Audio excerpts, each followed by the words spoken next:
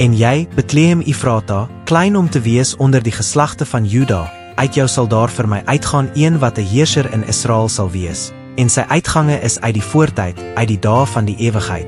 Want 'n kind is vir ons gebore, 'n seun is aan ons gegee, en die heerskappy is op sy skouer, en hy word genoem Wonderbaar, Raadsman, Sterke God, Ewige Vader, Vredevorst.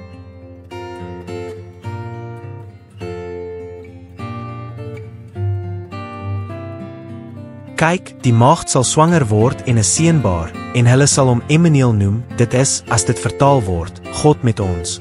En Josef het ook opgegaan van Galilea, uit die stad Nasaret, na Judea, na die stad van Dawid, wat Bethlehem genoem word, omdat hy uit die huis en geslag van Dawid was, om hom te laat inskrywe saam met Maria, die vrou aan wie hy hom verloof het, wat swanger was. En terwyl hulle daar was, is die dae vervul dat sy moes baar. En sy het haar eersgebore seun gebaar en hom toegedraai in doeke en hom in die krib neergelê, omdat daar vir hulle geen plek in die herberg was nie.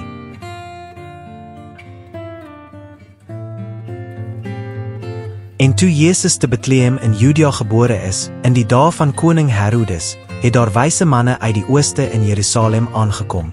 En daar was herders in dieselfde landstreek, wat in die oop veld gebly en in die nag oor hulle skape wag gehou het.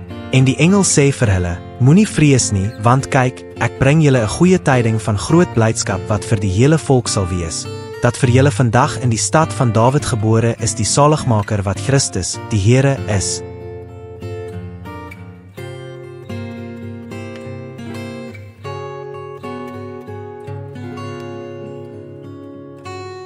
En skielik was daar saam met die engel 'n menigte van die hemelse leerskare wat God prys en sê, Eer aan God in die hoogste hemele en vrede op aarde, in die mense 'n welbehae.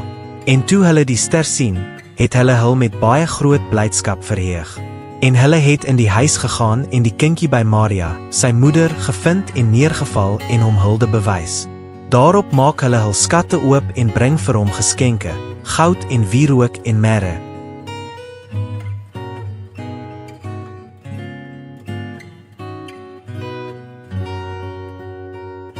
En die woord het vlees geword en het onder ons gewoon, en ons het sy heerlikheid aanskou, 'n heerlikheid soos van die eniggeborene wat van die Vader kom, vol van genade en waarheid.